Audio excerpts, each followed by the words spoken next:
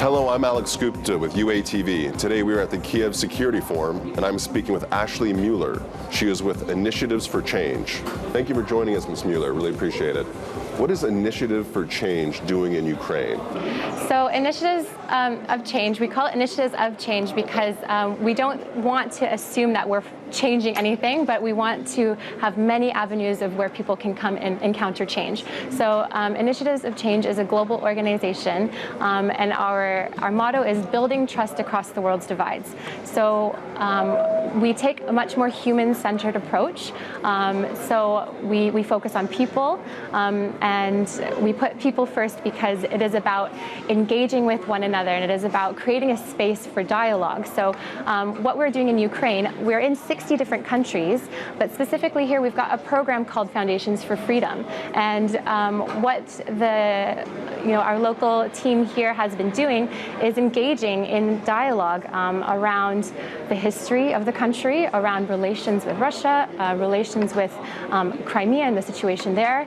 And because we're not taking a hardline security approach, it actually creates the opportunity for people to come together in a safe place and allow their story to be shared and their voice to be heard.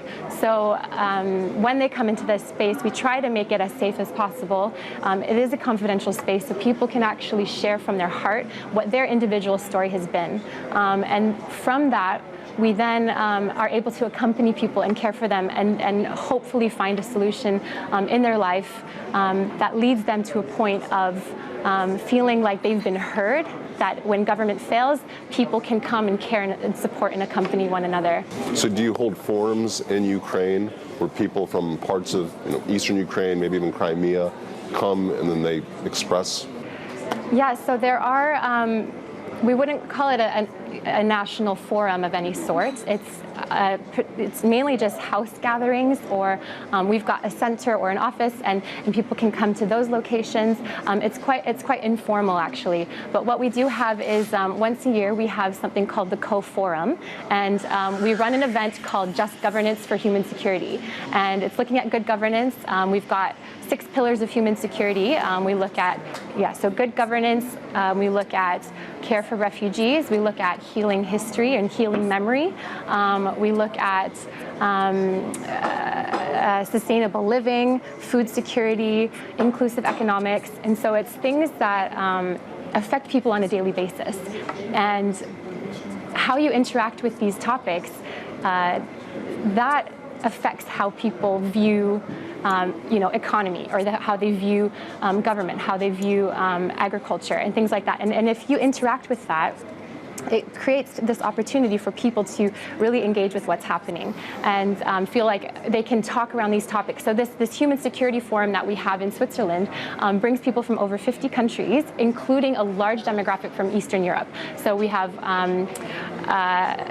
we have Turkey, we have Armenia, we have Azerbaijan, we have Ukraine as well, East and West Ukraine, Crimeans. We have, including many from Africa, many from Asia, Western Europe, and we have dialogues around what is happening in people's countries, and maybe what leads to change in a society, and how do we help and support emerging democracies.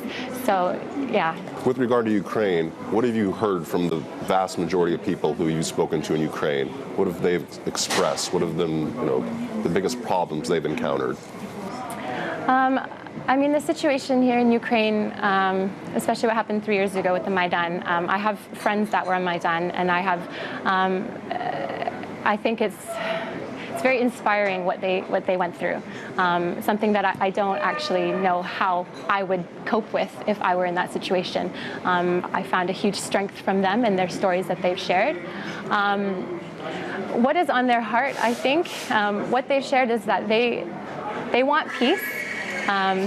They want freedom, and most of all, there's this huge desire for Ukraine to be recognized, and for it to be, at least from the generation that I work with young people, and their heart's cry is that, Europe recognizes them, that they can become, a modern society, that they can disassociate sort of with this old traditional mentality, and, engage in food, engage in culture, engage in music and industry and entertainment, and develop a lifestyle. And I think potentially, I think there's been some feelings of frustration and oppression on that, and now they're breaking free. Engaging with the music, with the arts, engaging with music, engaging with an international audience, because I think there is a desire for their themselves to develop and to be connected, at this interconnectivity and inclusiveness. And I think that's what I'm hearing. Does your organization work with the Ukrainian government? We don't. No, we don't, because, we don't. We tend to go for people who are interested in understanding people, and people who are wanting answers, because we don't influence policy. What we do is we put out an invitation to whoever's interested in our topics, especially for this Human Security Forum in Switzerland. When we're talking about anti-corruption or good governance, we try to get people who are interested in that topic, and we engage with them on a human level. So we kind of it's interesting, because we kind of leave the title at the door, and we say, you're just you for you, and let's try to get to know you for who you are as a person.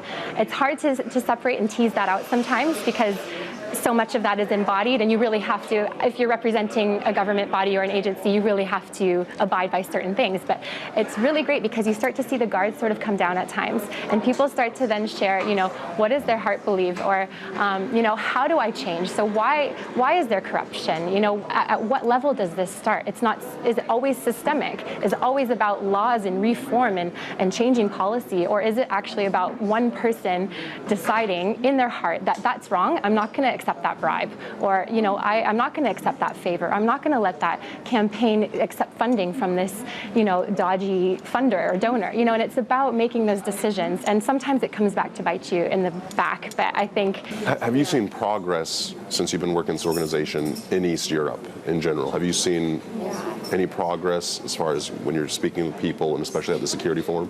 Yep, I would say that definitely there's progress, and